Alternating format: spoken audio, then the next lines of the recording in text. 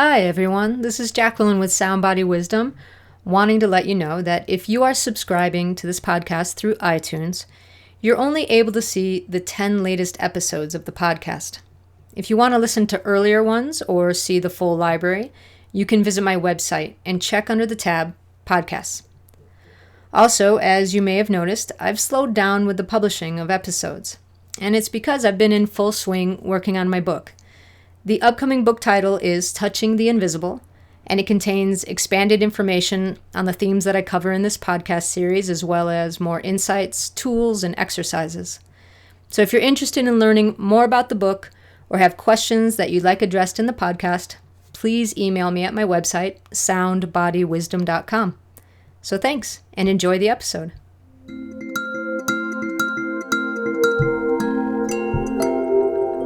Hi, this is Jacqueline with Sound Body Wisdom. In today's episode, I want to talk about how we can find our personal empowerment through choice.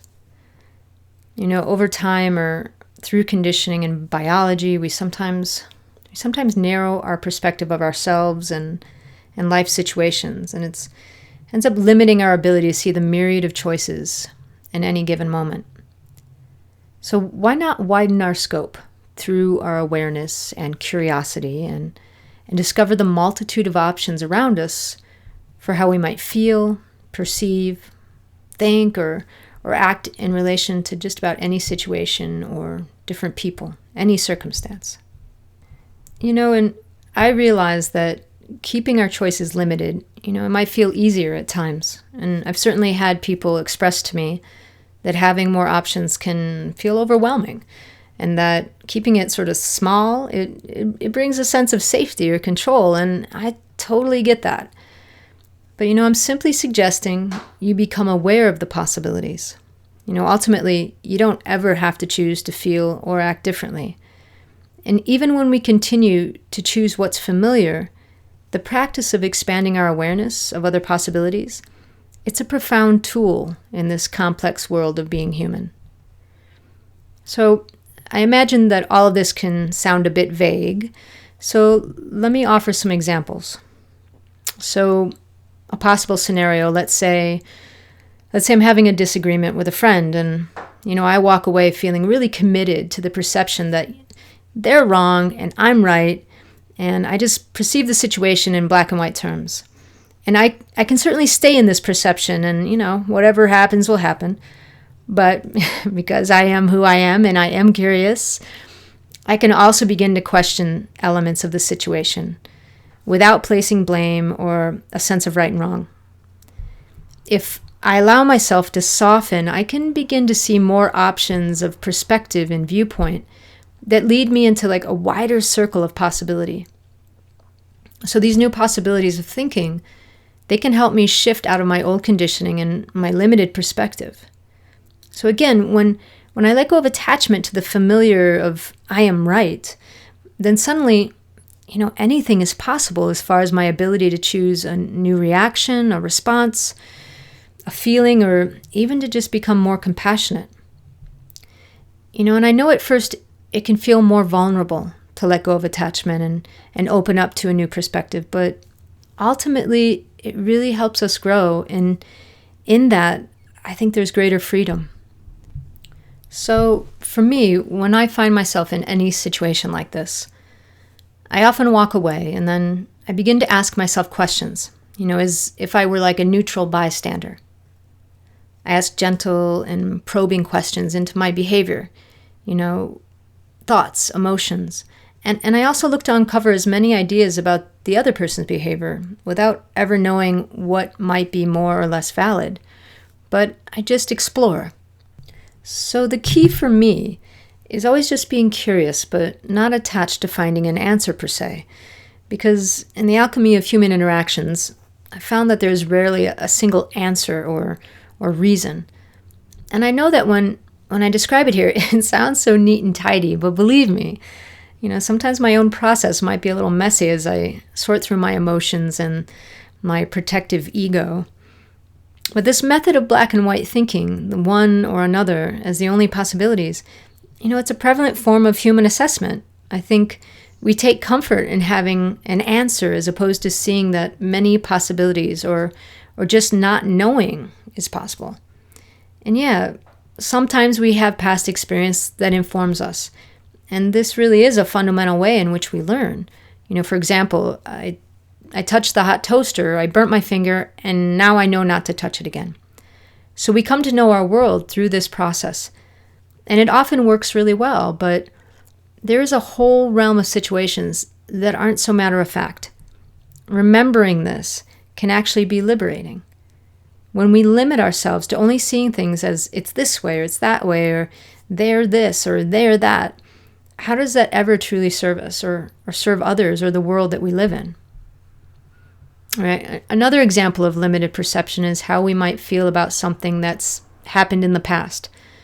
We often unknowingly sort of assign a particular emotion to an event and perhaps don't take the time to notice there might be a multitude of other possible emotions that are also and equally true.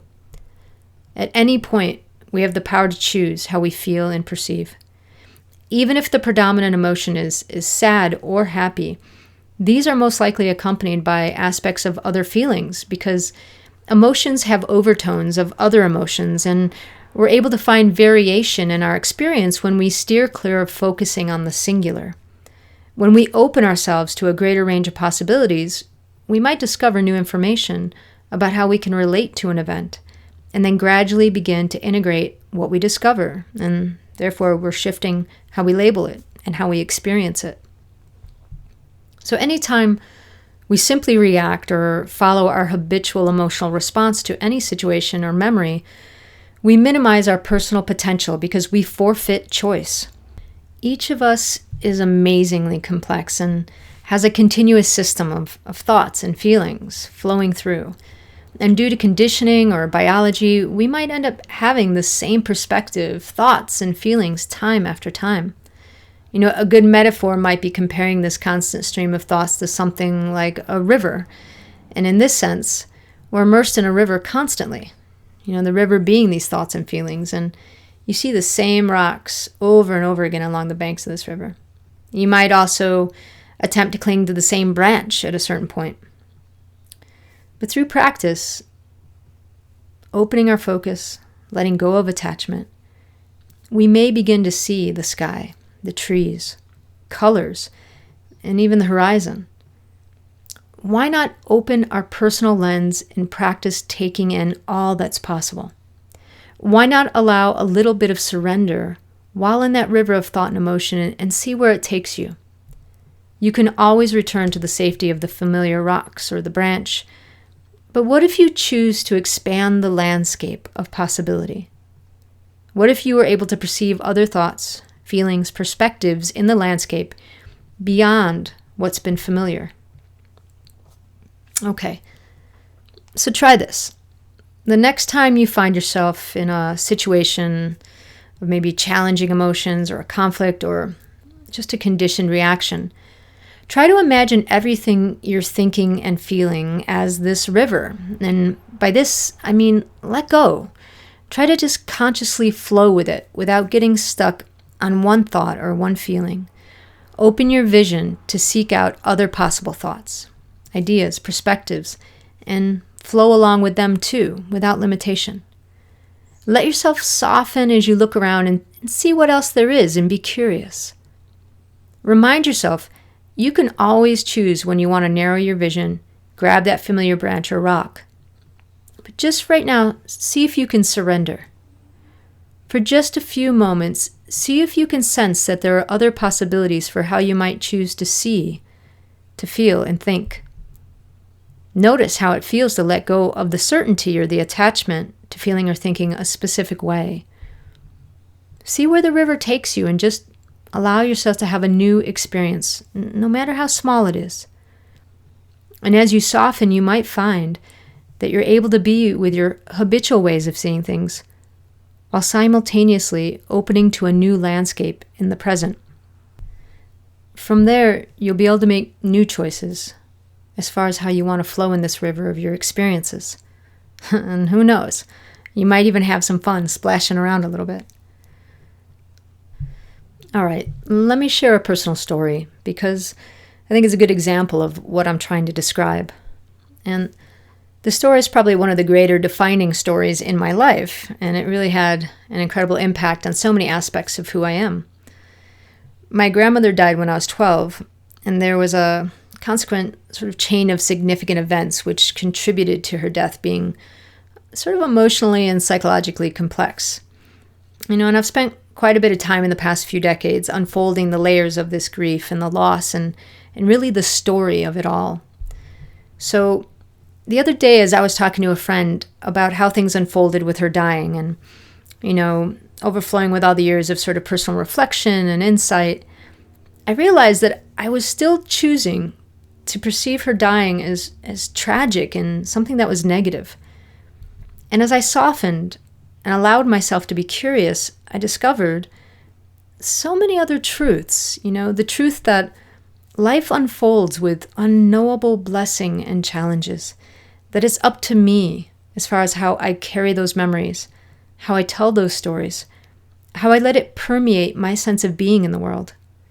As a child, I couldn't do that.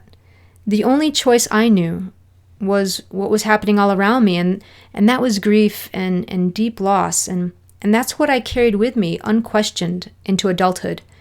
And after all, this seemed like a reasonable story, so why would I ever question it?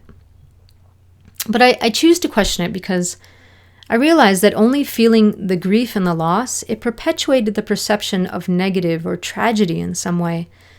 And when I allow myself to be in the river of thoughts and emotions and let all perspectives wash over me, that is when I see there are so many other elements to the landscape other than the rocks of grief and loss.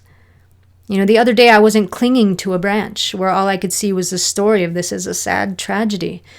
When I allowed myself to keep moving through the waters of possibility and not remain stuck in one perspective, I could recognize I am amazingly who I am because of her passing and everything that followed. And that it's absolutely possible to be with the grief while I honor the joy of being a part of her life, part of her death, and also recognize that there was so much more than just loss, that her dying was not just an end. It really planted seeds of beginning within me. And from here, I'm able to feel appreciation for all aspects of both her life and death. Arriving in this perspective, it's taking curiosity and permission, and yeah, there are still times I forget and I just revert back into the habits of grief alone. And I could easily stay attached to the familiar perspective of sad tragedy. But through practice, I have found other truths, and through this, I have found greater love and appreciation and freedom. And I believe this is true with most aspects of our stories, of our memories, and our lives. So why not be curious? Why not just gently unfold layers and discover new possibilities of how you feel and think in your skin and in the world? We have this possibility every day, every moment. Perhaps just pick one and see what you find. Why not? Okay, thanks for spending this time with me. This has been Jacqueline with Soundbody Wisdom. Take care.